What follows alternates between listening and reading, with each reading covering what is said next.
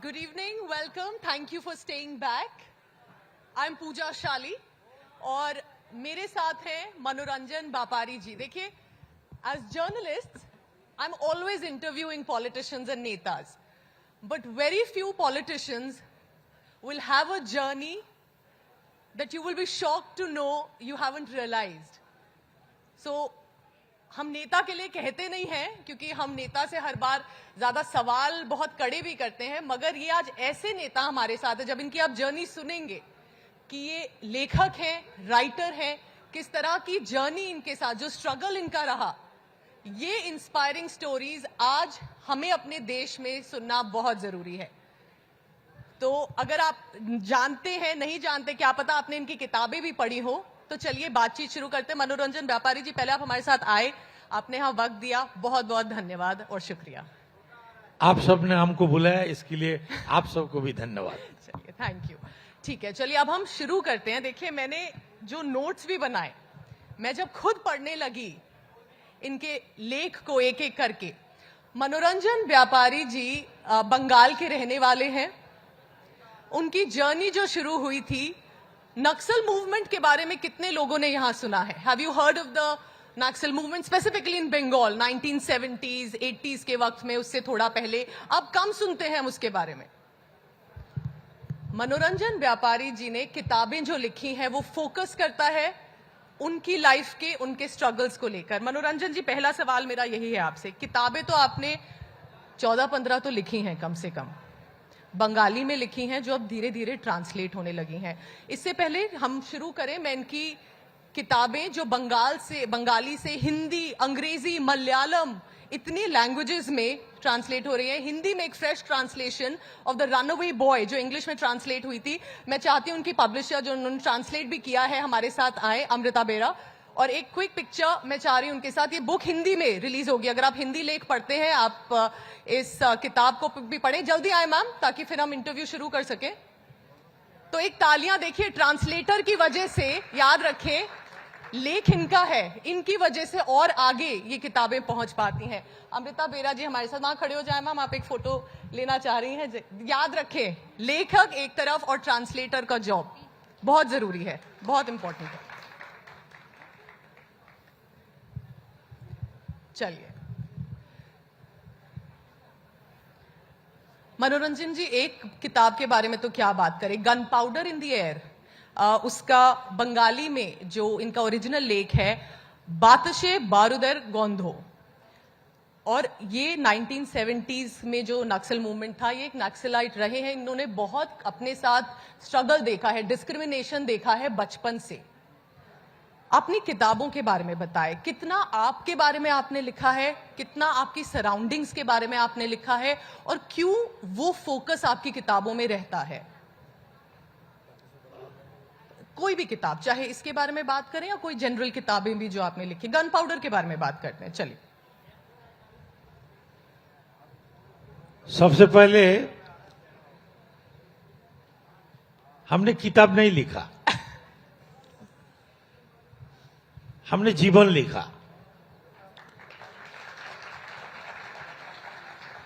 जो जीवन हमने जिया, जो जीवन हमारे चारों ओर हमने देखा, हमको लगा कि उन सब लोगों के बारे में और बहुत सारे लोगों को बताना चाहिए.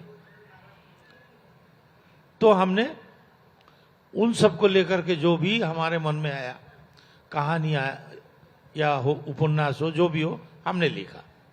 हमारा ये gun powder in the air, जिन लोगों को लेकर के हमने इस पुस्तक को लिखा, इन सबको हमने जेल में देखा. हम जेल कट चुके, एक नहीं 5 बार काट चुके. बंगाल में भी काटे, फिर छत्तीसगढ़ में, वहां भी हम जेल में रहे. तो बंगाल की एक जेल में हम इनको देखे थे, इन लड़के लोगों को जो नक्सलाइट थे. तो वो लोग क्यों नक्सलाइट है, उनको सोच क्या है, उन लोग से मिलने की बाद हमको थोड़ा थोड़ा पता चला. जेल हमने जब गया तो नक्सलाइट के बारे में उतना कुछ जानकारी हमें था नहीं, लेकिन जेल में उन लोग से मिलने के बाद हमने उनको पूछा, उनने कुछ अपने ओर से हमें बताया, उनका जो राजनीति है उसको बारे में हमें जानकारी मिला, इन देश के बारे में क्या सोचते हैं, क्यों सोचते हैं वैसा।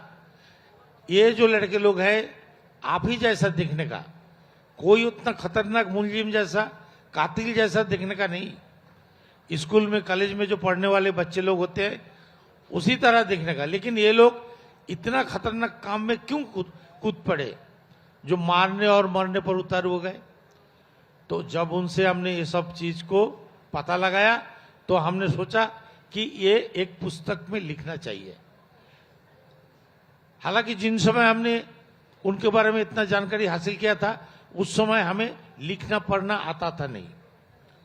हम जेल के आंगन में एक लकड़ी का कुटका से लिखाई पढ़ी सीखे, और बाद में जब हम जेल से बाहर आए तो हम रिक्शा चलाते थे। हमारे रिक्शा में महाश्वेता देवी सवार हुए थे। आप 24 साल के थे तब तक आपको पढ़ना लिखना नहीं आता था, इन्होंने जेल में आपने शुरू किया। हाँ, ऐसा क्यों किया? आपको क्यों लगा कि अभी भी मैं पढ़ सकता हूं और मुझे पढ़ना चाहिए, लिखाई आनी चाहिए? जेल में जब हम गया तो हम पढ़ने लिखने जानते थे नहीं, लेकिन हमारे जेल में एक क्या कहें उनको अभी गुरुजी का है, हमारे गुरुजी से मुलाकात हो गया। उन्होंने हमारे केस को देखा, उनको लगा कि हमें लंबे समय तक जेल में रहना पड़ेगा, तो उन्होंने हमें कहा कि इतने लंबे समय तक जेल में जो रहेगा, थोड़ा बहुत लिखाई पढ़ी सीख लेगा तो तेरे को हल्का सा काम मिल जाएगा, राइटर का काम मिल जाएगा। और लिखाई पढ़ी ना सीखेगा तो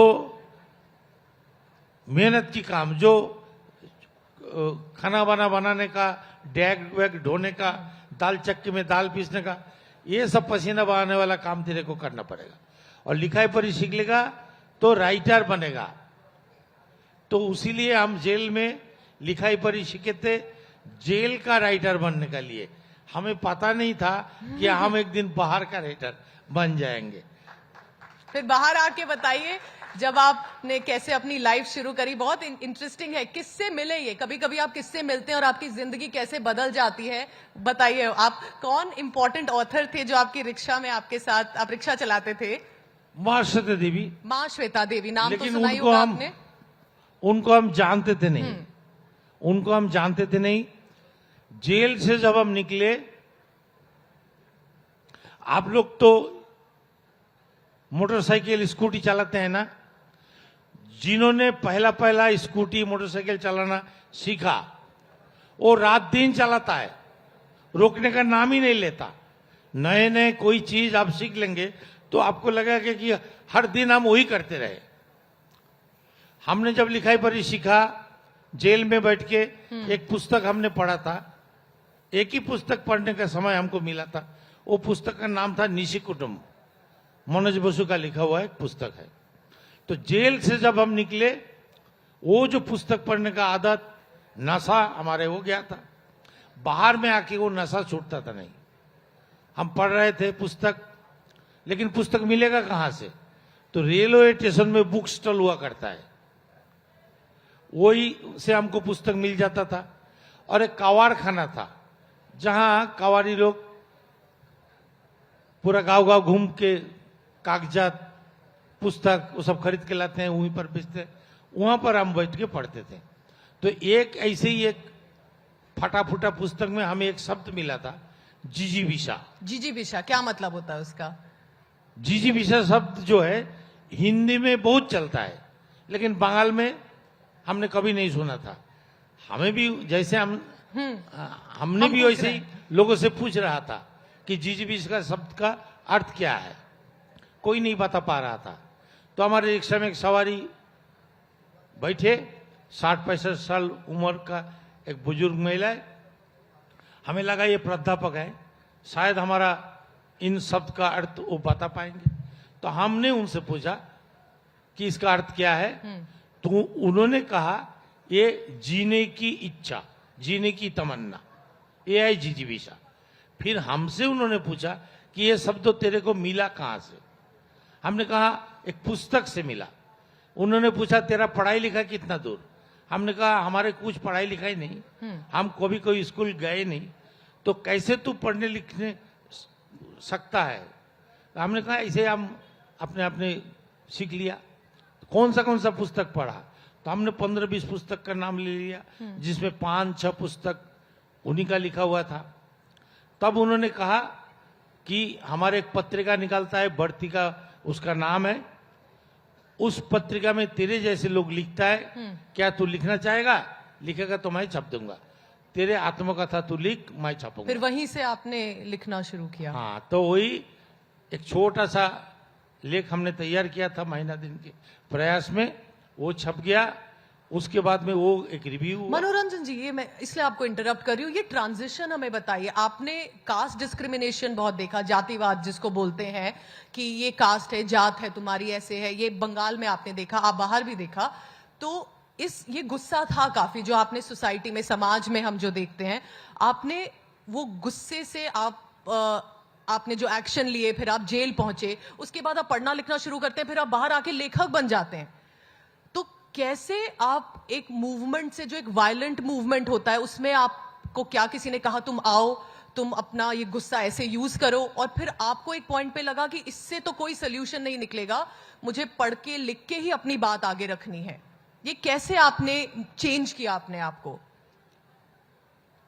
सबसे पहली बात है, जब देश का बंटवारा हुआ, पूर्वी बंगाल जिसको कहा जाता है, हालांकि बंगाल के बाहर हम आके कहीं पर भी बांग्ला में बात करते हैं, लोग हमको बोलते हैं कि बांग्लादेशी है, लेकिन हम बांग्लादेशी नहीं है, हम इंडिया के हैं, हम पूर्वी बंगाल से आए हैं जी, बांग्लादेश से नहीं।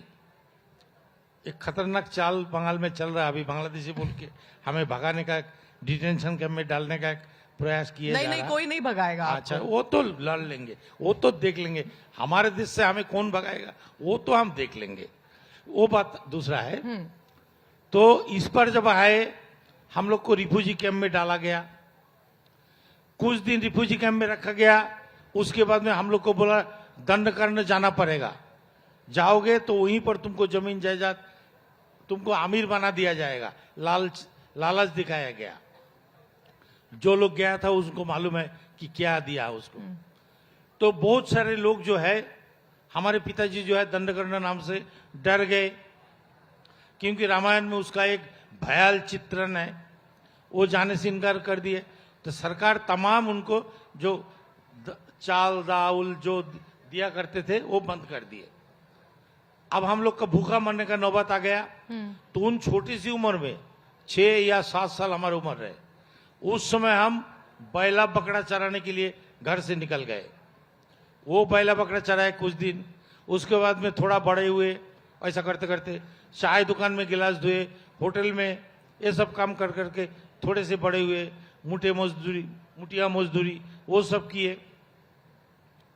लिखाई पढ़ी सिखाने का इच्छा पिताजी का था, लेकिन हमारे पिताजी के पास इतना साधन नहीं था कि वो एक पुस्तक खरीद दे, थोड़ा से खाना दे दे और स्कूल भेज दे।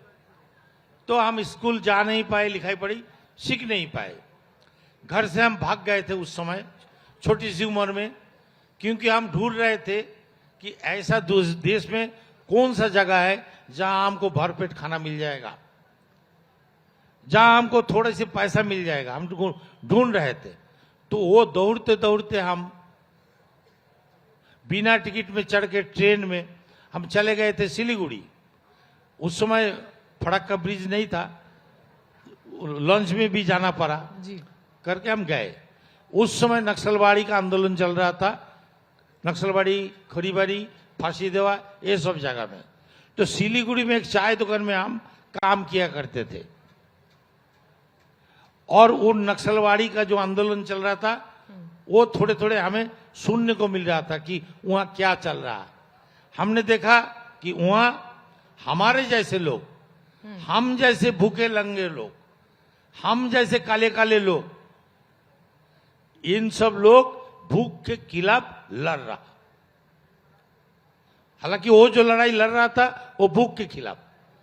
हमने पसीना बहाएंगे जमीन में, हमने धान बोएंगे जी, हम उसको काटेंगे, और हमें भूखा रहना पड़ेगा, ये कहाँ की कानून, कौन सा कानून, ये हम मानने के तैयार नहीं है। उसके खिलाफ वो लोग जंग छेड़ दिए थे। तो जब हम 2 साल बाद हम 69 साल को जब कलकत्ता पहुंचे तो नक्सलवादी का जो आंदोलन वो थोड़ा कमजोर पड़ गया था, लेकिन ये आंदोलन जो है सारी इंडिया में फैल गया था। और वहां से मनोरंजन जी, उस टाइम से आपने इतना कुछ जर्नी किया, अपने आप को पढ़ाया लिखाया, आप किताबें लिखी, फिर आपने समाज के खिलाफ एक लड़ाई लड़ी, जो जरूरी भी है, जो भी गलत होता है सबको मिलके लड़ना है।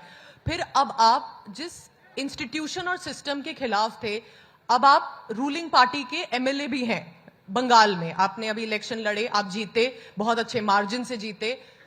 तो पहले जो आप इंस्टीट्यूशन के खिलाफ थे, अब आप इंस्टीट्यूशन में हैं। क्या आप कुछ बदलाव वो कर पाए हैं जो आप करना चाहते थे? क्योंकि अब आप उस सिस्टम में हैं जिस सिस्टम को आप बदलना चाहते थे। तो वो ये जो आपने कहा कि मैं नेता बनता हूं, उससे क्या फर्क होता है? बहुत कठिन सवाल कर दिए। हम पहले भी विश्वास करते थे और आज भी विश्वास करते हैं कि ये जो सिस्टम है, ये जो चुनावी प्रक्रिया है, इन प्रक्रिया के माध्यम से हम इन समाज को बदल नहीं सकते, सुधार नहीं सकते। ये हम आज भी विश्वास करते हैं। फिर भी हम कैसे चुनाव में आ गए? इसलिए आ गए, जब विधानसभा बंगाल में चुनाव हुए, ये राजनीतिक प्लेटफॉर्म नहीं है, बोलूंगा तो किसको चिढ़ लग जाएगा पता नहीं, ये साहित्य का एक प्लेटफॉर्म है। उस समय वहां माहौल ऐसा हो गया था, हमारे घर द्वार को बंटवारा कर लिया था। हम जिंदगी भर मेहनत करते रहे, एक झोपड़ी में रहते। जब हमारे साथ अमेजन वेस्टलैंड का एक एग्रीमेंट हुआ, हमारे 14 पुस्तक उन्होंने लिया, तो इतने सारे पैसे दिए और हिंदू पुरस्कार भी मिला और कई बड़े बड़े पुरस्कार हमें मिला। तो हमारे पास इतना पैसा हो गया था कि एक पक्का मकान हम अपने लिए बना सकते हैं, जिसमें हम रहेंगे, हमारे बच्चे भी वहां जिंदगी बिता पाएगा। तो एक मकान हमने बनाया था इन सब पैसे लेकर के। और चुनाव के माहौल जब आया तो हमें धमकियां मिल रहा था, गौरी लंकेश का भाई बना देंगे, और हमारे मकान 2 तल्ला कौन ले लेगा, 1 तल्ला कौन ले लेगा, वो बंटवारा कर लिया था। तब हम बोला ये बंटवारे कर ले, जो हमारे सब कुछ लूटने को लिए जो लोग आ रहे हैं उनके खिलाफ हमें लड़ना पड़ेगा। हम तो ऐसे ही मरने वाले हैं, तो लड़ के क्यों ना मरे। तो उस समय हम देखे कि टीएमसी का जो ममता बनर्जी है वो लड़ रहे थे, तो हम उनके साथ हो लिए, लड़ लिए, और एक सीट जो उनका। और सबसे मजे की बात है, श्यामा प्रसाद मुखर्जी, आप लोगों ने नाम सुना होगा, उन्हीं का जन्मभूमि पे जहां 36,000 वोटों से इन श्यामा प्रसाद के चेले लोग लोकसभा चुनाव में जीता हुआ था, उसी क्षेत्र में, उसी भूमि में वो 36,000 कवर करके 9,000 वोटों से हमने जीता, लोगों ने हमको जिताया। आपने लेफ्ट पार्टीज इतना स्ट्रांग था, आपके बिलीफ से मैच नहीं किया। क्यों बंगाल में जो लेफ्ट कम्युनिस्ट पार्टीज इतनी स्ट्रांग थी वो अब कम हो रही हैं? आपने भी जब चूज किया, आपको लगा ममता बनर्जी की पार्टी ठीक है, ज्योति बासु की और कम्युनिस्ट पार्टी ठीक नहीं है। वो क्या चेंज हुआ है बंगाल में, बदला है क्या? लोग डिसइल्यूजन है, लोगों को लगता है वो आइडियोलॉजी नहीं है ठीक। ये जो कम्युनिस्ट और ये जो वामपंथी, ये जो कुछ शब्द है हमारे जहन में बैठ गया है। किसी को कोई या खुद को हम वामपंथी बोल दे, हम कम्युनिस्ट बोल दे, तो हम कम्युनिस्ट नहीं है, हम वामपंथी नहीं है। वामपंथी और कम्युनिस्ट, इसके लिए कुछ काम करना पड़ता है। ये कम्युनिस्ट बनने के लिए, वामपंथी बनने के लिए कुछ काम करना पड़ता है। ज्योति बसु लोग जो है वो खुद को कम्युनिस्ट तो बोलते थे, लेकिन वामपंथी तो बोलते थे, लेकिन वो लोग ने जो काम किया वो काम पूंजीवादियों के पक्ष में किया। और ममता बनर्जी आज की तारीख में अगर देखा जाए, हम लोग उनको सबसे बड़ा वामपंथी मान रहे हैं। किस लिए? आप कभी सोचे होंगे, कभी कोई सोचा होगा, एक आदमी, आप रास्ते में देखिएगा, फुटपाथ के इस बाजू में एक बड़ा सा होटल है और दाया बाजू में मां कैंटीन, सिर्फ 5 रुपया दो, पेट भर चाल, दाल, सब्जी और एक अंडा आपको मिलेगा। बहुत सारे लोग ऐसे हैं जो फुट रास्ते का उस पार जाकर के बड़े होटल में घुस जाता है। और ये माँ कैंटीन वाले यहाँ खड़ा नहीं होता। तो ये माँ कैंटीन में जो खड़े होते हैं, खाना जो खाते हैं, ये लोग कौन है? कभी आपने सोचा? ये वो लोग हैं जिनका पेट में भूख है, लेकिन उन होटल से खरीद के खाना खाने का लायक पैसा उनके पास है नहीं, सिर्फ 5 रुपया है। तो अपना शर्म और हया उस तरफ वो देखते नहीं है, वो आके थाली लेके उन माँ कैंटीन में खड़ा हो जाता है। अगर वो माँ कैंटीन वामपंथी वाले लोग बनाया होते, हम मनोरंजन व्यापारी, हमारे आत्मकथा इंटरगेटिंग बाई चंडल लाइफ आप लोगों ने कोई पढ़ा हो तो जानते हैं, बांग्ला में जो तो कोई पढ़ा हो, इतिपित्ते चंडल जीवन। भूख क्या चीज है हम जानते हैं। कुत्ता का मुंह से रोटी छीन के हमको खाना पड़ा था, कुत्ता का मुंह से। ये हुआ है, मतलब आप असली में कह रहे हैं ये आपके साथ ऐसी बात हुई है? हाँ, तो ये जो जीवन है हमको जीना नहीं पड़ता। ममता बनर्जी जैसा नेत्री वामपंथी में अगर कोई हो जाता तो। आपका गुस्सा मैंने देखा है भारतीय जनता पार्टी के खिलाफ बहुत है। आपको लगता है कि आज जो बीजेपी है, क्योंकि वो SC ST OBC दूसरे जाति लोग के भी काफी लीडर्स को ले रही है, उनको मंत्री भी बना रही है, तो आपको नहीं लगता कि वो भी कहीं ना कहीं एक तरह से हिंदूज को यूनाइट कर रही है पार्टी, और एक तरह से कास्ट सिस्टम खत्म कर रही है? साहित्य का प्लेटफॉर्म टकलते लगलते मैडम आप कहाँ ले जा नहीं रहे नहीं, बिल्कुल साहित्य और इसलिए हम भारतीय जनता पार्टी के खिलाफ नहीं है, हम मनुवाद के खिलाफ है, हम ब्राह्मणवाद के खिलाफ है। और ये मनुवाद और ब्राह्मणवाद को सामने लाने का काम, ताकतवर करने का काम जो RSS ने शुरू किया, वो RSS का एक शाखा संगठन है बीजेपी। हम दलित समाज से है, चंडाल है हम जाति में। हमें चंडाल कौन बनाया? हमें कौन बोल दिया कि तुम नीचे जात, तुम अछूत, तुम अस्पृश्य? हम जैसे दुनिया में जन्म लिए कि वो जिन्होंने अपने को ऊंचा और बड़े बोल रहा, कोई दूसरे तरीके में जन्म लिया क्या? ब्रह्मा का मुंह से कोई इंसान जन्म लेता है? जन्म लेने का कोई जगह और है जहां से उसने जन्म लिया, जहां से हमने जन्म लिया। वो कैसे हमसे बड़ा हो गया? तो वो एक जनेऊ के आधार पर हमको दबाना चाहते हैं। हम उसको खिलाफ है, हम मनुवाद के खिलाफ है, मनुसंहिता के खिलाफ है। हमको इंसान का दर्जा दो, स्वीकार करो, हम और तुम बराबर। हमने मनोरंजन व्यापारी, हम जाति में चंडाल कभी कोई स्कूल जा नहीं पाए। अगर स्कूल का दरवाजा हम जैसे बच्चे को लिए खोल दिया होता, थोड़े सी खाने का व्यवस्था कर दिया होता, स्कूल अगर जाने का मौका उसको मिलता, हम बिना लिखे पढ़े इस मंच पे बैठा है, यदि लिखाई पढ़ी हम सीख लेते तो हम कहाँ जाके बैठते? आप इसी में डरते हो, आप इसमें डरते हो कि किसी भी मौका इन लोग को मिला नहीं, फिर भी इतना ऊपर कैसे चला गया। तो आप लोग हम लोग से डरते हो, इसीलिए हम लोग को दबाए रखने के लिए आप तरह तरह की प्रयास करते हो। और रही बात, आप बहुत दलितों को, नीची जाति के लोग को अपने साथ लाए।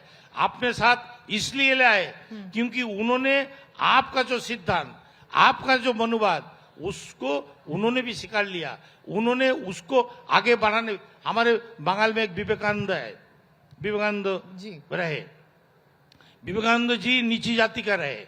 उन्होंने दक्षिणेश्वर का मंदिर में उनको घुसने भी नहीं दिया गया था, लेकिन ब्राह्मणवादियों को सबसे बड़ा हथियारा भी ये विवेकानंद है। तो इसके लिए ब्राह्मणवाद ऐसा है, ब्राह्मणवादी ऐसा है जिसको इस्तेमाल करने वो कर पाएगा, उसको वो अपने गोद में बैठा लेगा, और जिसको कर नहीं पाएगा उसको तो वो जेल में डाल देगा। रिजर्वेशन पे आप क्या सोचते हैं? अभी जो ये EWS कोर्ट ने अपहोल्ड किया, उसमें बहुत बवाल हुआ, बहुत लोगों ने ऑब्जेक्ट किया कि 10% नहीं मिलना चाहिए, कि आप गरीब हो, आपको एजुकेशन और एम्प्लॉयमेंट पे मिल जाएगा। एक ये सवाल, क्योंकि आप रिजर्वेशन के बारे में बात करें, इसी से एक जुड़ा मनोरंजन जी, क्योंकि रिजर्वेशन पे बहुत बातचीत होती है। क्या रिजर्वेशन तो मिल रही है, पर आप जैसे लोगों को सबको बेनिफिट मिल पा रहा है? क्या उस पर थोड़ी और सोच होनी चाहिए? कहीं ऐसा तो नहीं कि एक ही तबके के लोग भी लेते जा रहे हैं? ये जो संरक्षण व्यवस्था है, इन बीजेपी सरकार इसको खत्म करना चाहते हैं। ये जो 10% आरक्षण का बात, जी, ये 10% किसको मिलेगा? ऊंची जातियों में जो गरीब है वो गरीब क्या है, जिनको महीना में 66,000 रुपया आमदनी है, जिनके पास 14 बीघा जमीन है, ऐसे तो तब सिर्फ 64,000 एक महीना में कमाई जिनका, वो कहां से गरीब हुए। इसका मतलब ये है कि ऊंची जाति का जो पैसे वाले लोग भी है उनको भी इसमें संरक्षण मिले, इन दरवाजा उन्होंने खोल दिया। गरीब तो कोई भी हो उसको और हक जिन मिलना उद्देश्य चाहिए से ना, मनोरंजन जी। गरीब इस देश में 40 करोड़ लोग, हमारे लोग जो है दिन में सिर्फ 35 रुपया कमाते हैं, दिन में सिर्फ 35 रुपया। हमारे उन गरीब को आपने आज तक कुछ नहीं मुड़ के देखा, कुछ नहीं किया उनके लिए। और आप कर रहे हो किसके, जिनको 66,000 रुपया महीना में, वो कहां से गरीब हुए। 14 बीघा जमीन जिसके पास, वो कहां से गरीब हुए। तो आप गरीब और अमीर नहीं, आप चाहते हो कि हमारे लोगों को संरक्षण के कारण जो थोड़ा बहुत आगे आने का मौका मिल रहा, इन मौका को समाप्त कर दिया जाए, इसलिए के लिए आपने एक चाल दिया। हम साहित्य पे ही वापस आते हैं, क्योंकि आप साहित्य पे बहुत काम कर रहे हैं, पर उससे एक छोटा सवाल मैं पहले करूंगी, क्योंकि हम तो रिपोर्टर हैं, हमारा काम तो नेता हो, लेखक हो, सबको ट्रैक करना। आपने इतना समाज के खिलाफ लड़ा, पर आप कंट्रोवर्सी में भी बहुत रहे। जब से आप नेता बने, आप कहीं भी स्पीच देते हैं, कुछ बोलते हैं, उसमें कुछ बवाल हो जाता है। जब आपने कुछ महीने पहले बोला था 1 बिहारी 100 बीमारी, हाँ, और फिर आपने, नहीं मैं समझना चाह रही हूँ कि, और आपने धंधेबाज वर्ड यूज किया था, तो ये ऐसा क्यों कर रहे हैं आप? मैं क्षमा चाहूंगा, ये बात मैंने नहीं कहा। हाँ, ये बात मैंने नहीं कहा, ये बता कहा था बाल ठाकरे। हमने ये कहा था एक मीटिंग के दौरान कि अगर हम छत्तीसगढ़ का निवासी है, दंड करना, हम वहां निवास करते हैं, तो वहां की जो आदिवासी लोग हैं, वहां की जो भाषा है, संस्कृति है, जो चीज वो लोग खाते हैं, हम उसको घृणा निंदा नहीं कर सकते। उनका भूमि में खड़ा होकर के कर सकते हैं क्या। तो हम अगर बंगाल में गए तो बंगालियों को घुसपैठिया बोले, बंगालियों को हम खदेड़ने की बात करें, हम बोले बांग्ला भाषा में जो बात करते हैं उसके लिए बांग्लादेश वो वहीं चला जाएगा, मुसलमान को लिए हम बोले कि वो पाकिस्तान चला जाएगा, और बंगाली लड़कियों को लेके गाना तैयार करे, बंगाल के भाभी बहुत गर्म बा, मछली खाते उसका असर बा, तो हम उसके खिलाफ बोले थे कि इस तरह लोगों के लिए बाला साहेब ठाकरे ने ये बात बोला था, हमारे बात नहीं अच्छा, था। आपने लोगों के बारे में नहीं बोला ये। हम प्रेमचंद मुंशी पढ़ते हैं, फनीश्वर रेणु पढ़ते हैं, हमने ओम प्रकाश शुक्ला का पुस्तक पढ़ते। हमारे इतने मित्र बिहार और दिल्ली में, जेएनयू में चलिए, कितना मेरा मित्र लोग वहीं, तो कैसे हम उस बात बोलेंगे कि बिहार में भी हम चलिए, हमारे कितने मित्र पढ़ा है।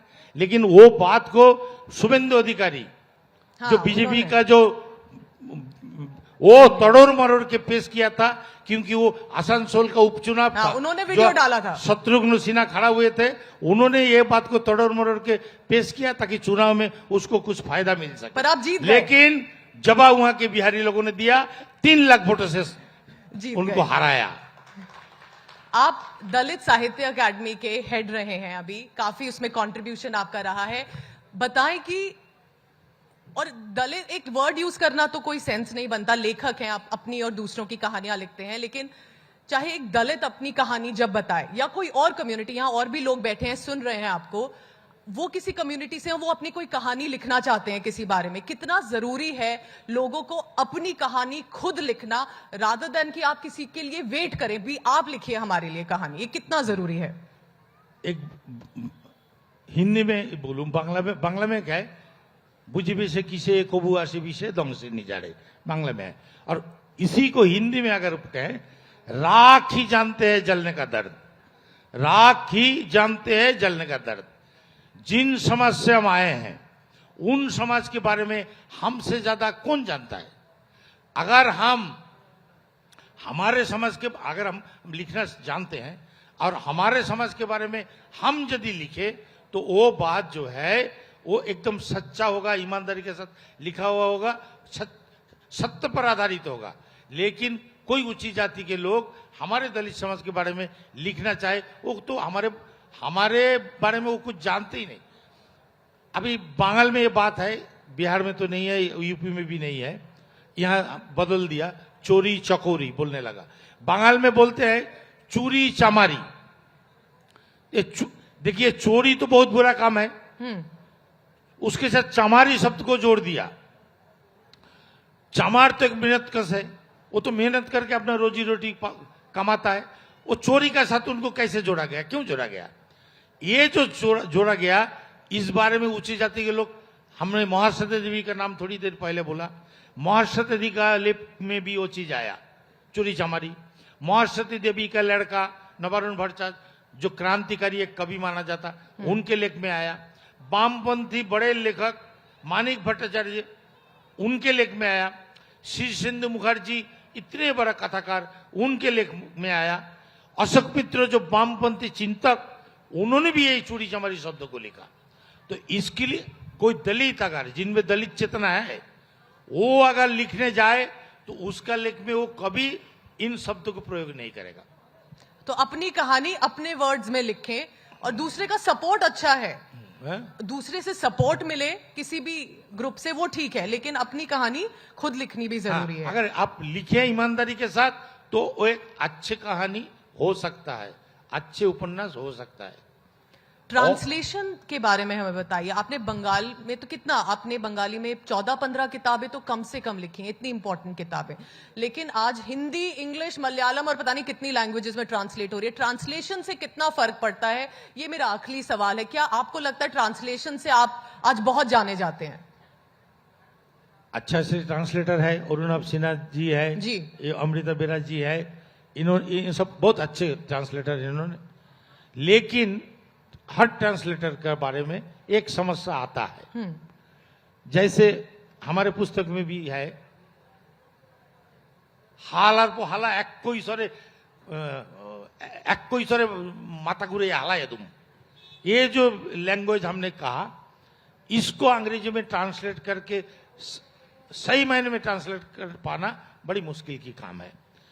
उसका आसपास नजदीक कुछ शब्द अब ला करके लोगों को समझाने का प्रयास अब कर सकते हैं, लेकिन मिट्टी का जो सुगंध होता है, हर जगह का एक अपना अपना सुगंध होता है, उस सुगंध को आप साहित्य में लाना, ट्रांसलेट साहित्य में लाना थोड़ा सा कठिनाई तो है, लेकिन ट्रांसलेट होना चाहिए। अगर ट्रांसलेट ना होता, हम तो बांग्ला के अलावा कोई भाषा में लिख नहीं सकते हैं, तो ट्रांसलेट अगर ना होता तो हमारे लेख जो अभी हिंदी में, अंग्रेजी में, मलयालम, बहुत बहुत भाषा में ट्रांसलेट हुए, तो वहाँ के पाठक हमारे बारे में, हमारे लेख के बारे में जरा से भी जान नहीं पाते। तो ट्रांसलेट होना तो जरूरी है, लेकिन ट्रांसलेट करके एकदम सही मायने में जो चीज को जिन भाषा में लिखा गया वो उसको समझा पाना थोड़ा से तो दिक्कत तो। लेकिन फिर भी आपकी आवाज, आपकी बात जो पहुंचनी चाहिए, बहुत लोगों तक पहुंची है। मैं चाहती हूं कि आप मनोरंजन व्यापारी जी की किताबें पढ़ें, जिस भाषा में आपको समझ आता है पढ़ें। ऑफ कोर्स लोकल अगर बंगाली आती है जरूर पढ़ें, इनकी बात समझें जो ये कहना चाह रहे, जो इन्होंने सफर किया है बचपन से, स्पेसिफिकली कास्ट डिस्क्रिमिनेशन को लेके, वो हम सबको मिलके खत्म करना है। इसीलिए मनोरंजन जी, आपने लिखा, आपने खुद सीखा, आपने समाज को कंट्रीब्यूट किया और आज मुझसे बात करी। बहुत बहुत धन्यवाद। ऐसे ही लिखते रहे और नेता अच्छे बने रहें, ये जरूरी है। और अंत में और एक बात, हाँ। यही बात बोल के मैं समाप्त करूंगा। मेरे बारे में जो लोग जानते हैं, मैं आप सबके प्रति श्रद्धाशील हूं, हर भाषा के लोगों के प्रति मैं श्रद्धाशील हूं, लेकिन वो जो मेरे मुंह से एक दूसरे व्यक्ति का बताया हुआ बात उस समय के लिए निकल गया था, और जिसको शुभेंदु अधिकारी ने तरोड़ मरोड़ के पेश किया था आप लोग के सामने, उसमें सच्चाई नहीं है। मैं मनोरंजन व्यापारी हूं, आप सबके प्रति श्रद्धाशील हूं। चलिए, आपने क्लियर किया, बहुत अच्छा है, अच्छी बात है, आपने क्लियर करी ये बात, अच्छा और है। शुभेंदु अधिकारी है तो बंगाली, बांग्ला के रहने वाला, लेकिन उन सब के लिए मेरा घृणा के अलावा और कुछ नहीं। अब ये दूसरी कंट्रोवर्सी बन जाएगी। चलिए, धन्यवाद। प्लीज तालियां मनोरंजन व्यापारी जी के लिए। Thank you so much sir, thank you. कोई सवाल, अगर एक दो सवाल अगर हम ले सके, एनीवन वांट्स टू आस्क? हाँ जी, हाँ जी, मनोरंजन जी, एक दो सवाल लोग पूछना चाह रहे हैं, बैठ जाएं। 2-3 सवाल, ज्यादा नहीं लेंगे। अगर माइक है, नहीं है तो वैसे ही पूछ लें सर। माइक है, जरा माइक पहुंचाएं। बैठिए बैठिए मनोरंजन जी, 2 सवाल ले लेते हैं लोगों से। चांदनी, डू वी हैव टाइम?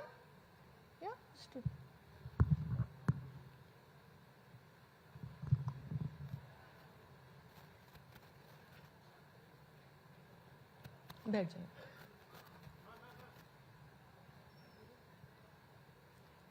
लीजिए, पूछे जी मैम, बताएं। हेलो। हाँ सर, मेरा एक क्वेश्चन है। आपने बोला कि जो जनरल कैटेगरी को ईडब्ल्यूएस का 10% रिजर्वेशन मिल रहा है वो गलत चीज है। मेरे को इस चीज पे अभी तक डाउट है। जैसे कि डॉक्टर बी.आर. अम्बेडकर ने कॉन्स्टिट्यूशन लॉ पास किया था जिसमें एससी एसटी को रिजर्वेशन मिल रहा था। उस चीज को पास करे हुए कितने साल हो चुके हैं? मेरे न जाने कितने दोस्त हैं जो एससी एसटी कैटेगरी से बिलोंग करते हैं एंड वो लिटरली बहुत अमीर हैं and they are still getting the reservation on which criteria, on which basis? And आपको सुनाई दिया? वो कह रहे हैं कि कुछ जैसे एसटी एसटी हैं जिन्हें रिजर्वेशन मिलता है ग्रुप्स को, वो भी तो काफी अमीर हैं, और क्या वो रिजर्वेशन भी ठीक है? यही आप शायद पूछ रही हैं। Correct. ये इनका सवाल है। कंट्रोवर्सी तो तैयार हो जाएगा। नहीं नहीं, आप बताएं। इसके खिलाफ आप बंगाल में पता करके देखिए, सबसे पहले इसके खिलाफ हम आवाज उठाए थे कि जो अमीर बन गए, ये बात हमने एक बार नहीं 100 बार बोले। मेरे जान पहचान का एक व्यक्ति जो है, जिनका पिताजी, एक का उदाहरण पेश करते हैं, उनका पिताजी अंग्रेज के समय में दारोगा थे, मैंने अभी का ओसी दारोगा थे। उनके लड़का कांग्रेस का समय में आए, भारत सरकार का एक रेट का ऑफिसर रहे। उनकी जो 2 लड़का वाम फ्रंट का समय आए बंगाल में, वो दोनों बड़े बड़े नौकरी किया करते थे रिजर्वेशन से। और वो दोनों लड़का का एक का 2 लड़की जो मेडिकल में रिजर्वेशन के। हमने इनको एक उदाहरण को सामने ला करके हमने बोले थे कि अगर सरकारी नौकरी, हम भी एक नौकरी किए, हम जिस समय नौकरी छोड़े, डी ग्रुप का थे हम, और संरक्षण का कोटा से भी नहीं नौकरी मिला था। जिस समय हम नौकरी छोड़े उस समय हमें 36,000 रुपया हर माह मिलता था। तो 36,000 हमारे लोग ऐसे लोग हैं 40 करोड़ जिनको दिन में 35 रुपया से ज्यादा कमाई नहीं है, हमारे जाति के लोग। हमें जब 36,000 रुपया मिल रहा था उस समय हमारे एक लड़का एक लड़की 2 बच्चे, हमारे पास इतने साधन था कि हम उसको पढ़ाई लिखाई कर सके, आगे बढ़ा सके जी। वो डी ग्रुप होते हुए भी हम उतना सक्षम थे। तो जो और बड़े हैं तो उसके लिए हम ये बोले थे कि एक बार जिनको सरकारी नौकरी मिल गया, एक बार, वो तो अपने बाल बच्चे को तो वो अच्छे स्कूल में पढ़ा लिखा सकते हैं, जरूरत नहीं है कि उनको फिर दोबारा संरक्षण देने का। ये बात हमने बोले थे। इसलिए हमारे खिलाफ बगावत हो गया था। अगला सवाल एक बस आप साथ ही पूछ लें अगर दोनों, ताकि वो एक ही साथ फिर जवाब दे देंगे।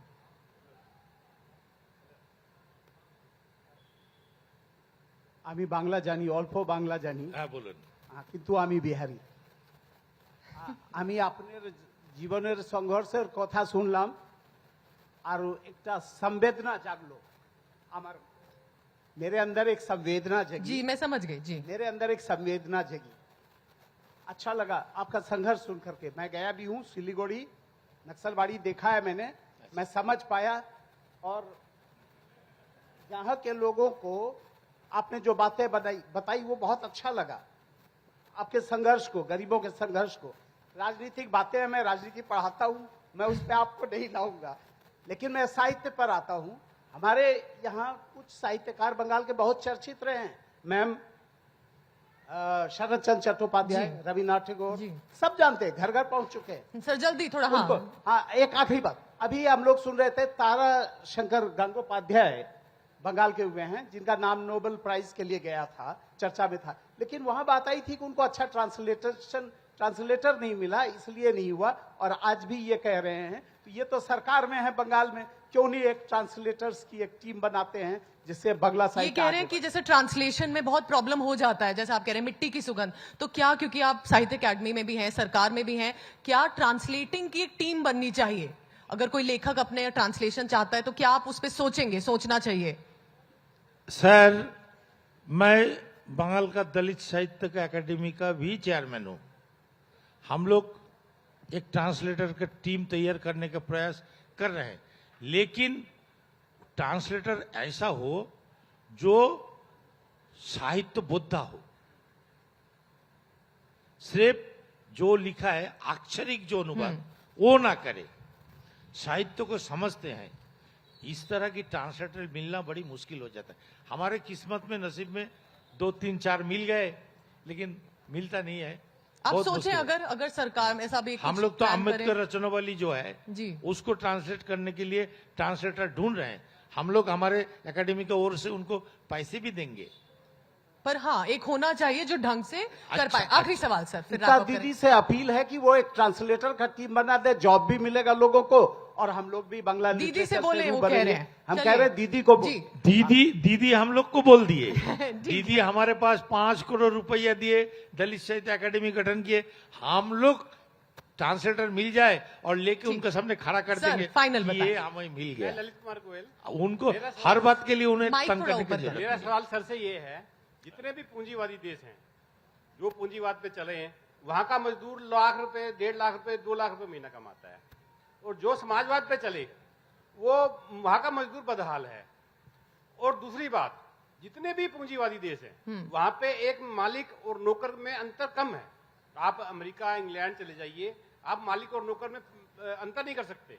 दोनों एक जैसी बसों में सफर करते हैं। आप कह रहे हैं वो बेटर है सिस्टम। ये कह रहे हैं जो पूंजीवाद देश है, जहां सिस्टम है वो ज्यादा अच्छे हैं, वहां लोग अच्छा कमा भी रहे हैं और नौकर और मालिक में कम फर्क भी है, ये आप मानते हैं? पूंजीवाद देश जैसे क्या? आप अमेरिका, अमेरिका यूरोप, जैसे कनाडा, यहाँ सब देशों में अंतर कम है। उन देशों में उनका वहाँ पे- कहना है कि ये सिस्टम ठीक है, पूंजीवाद जैसा होता है, कैपिटलिस्ट बोलेंगे, कैपिटलिस्ट, हाँ। निजीकरण कह लीजिए।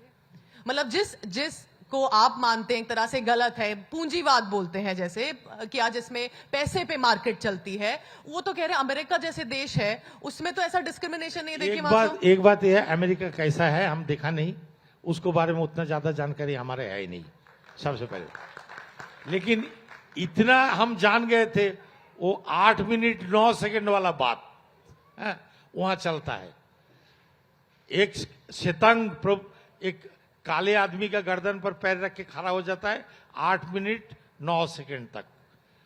अच्छा है, आपको अच्छा लगता होगा, लेकिन हमें अच्छा नहीं लगा। चलिए, thank you so much sir. आप लोगों ने सवाल सुने, बोले, बात करी हमसे। थैंक यू सो मच मनोरंजन जी हमसे बात करने के लिए। Thank you.